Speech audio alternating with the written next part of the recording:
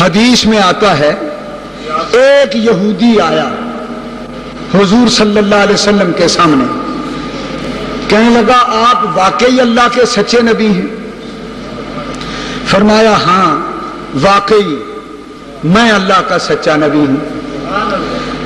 کہنے لگا میں کیسے مانوں؟ فرمایا جیسے تو ماننا چاہتا ہے میں منوا لوں گا،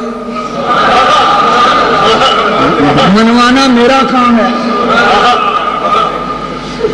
کہنے لگا پھر میرا ایک مطالبہ ہے۔ پوچھا کیا؟ کہنے لگا وہ دور سامنے کیکر کا درخت، کیکر کا درخت وہ دور عرب کی سرزمین پر کہیں کہیں کوئی دور دراز درخت ملتا تھا، وہ کیکر کا درخت۔ فرمایا ہاں اگر وہ وہاں سے چلے اور چلتا ہوا آپ کے پاس آئے، آپ کو آ کے پہلے سجدہ کرے، پھر سجدہ کر کے اٹھ کے کھڑا ہو جائے،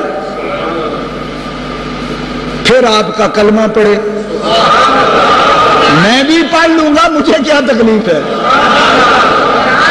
میں بھی پڑھ لوں گا۔ ہائے ہائے، حضور سرور عالم صلی اللہ علیہ وسلم نے فرمایا وہ تو پڑھے ہی پڑھے، تو پکا وعدہ کر تو بھی پڑھے گا؟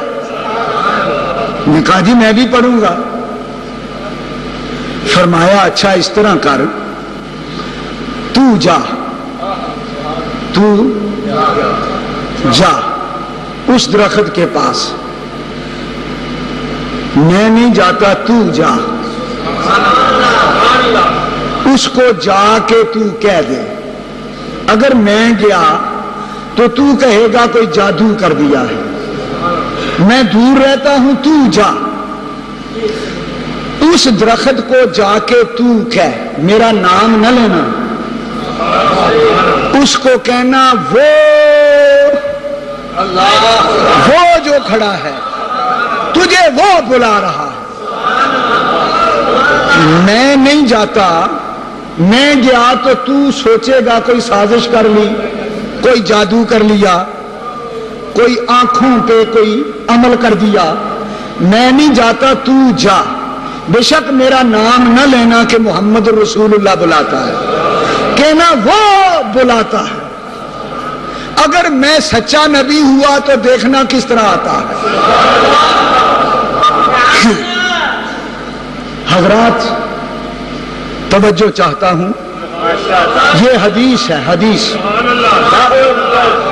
یہودی گیا، جا کے کہنے لگا تجھے وہ بلاتے ہیں، تجھے وہ بلاتے ہیں۔ حدیث میں آتا ہے کہ جب کہا نا وہ بلاتے ہیں تو درخت پہلے آگے جھکا، پھر پیچھے مڑا، پھر دائیں جھکا، پھر بائیں جھکا۔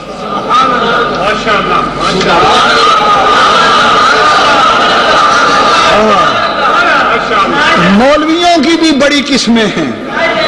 کچھ مولوی کہتے ہیں زمین سے جڑیں اکھاڑنے کے لیے یوں ہوا۔ میں کہتا ہوں پاگلو، جو چاند سورج کو اشاروں پہ کھینچ سکتا ہے اس کی طرف آتے ہوئے درخت کو جڑیں اکھاڑنے کی ضرورت پڑی ہوگی؟ جڑیں اکھاڑنے کے لیے نہیں، جب اس نے سنا کہ مجھے حضور بلاتے ہیں اسے وجد ہو گیا۔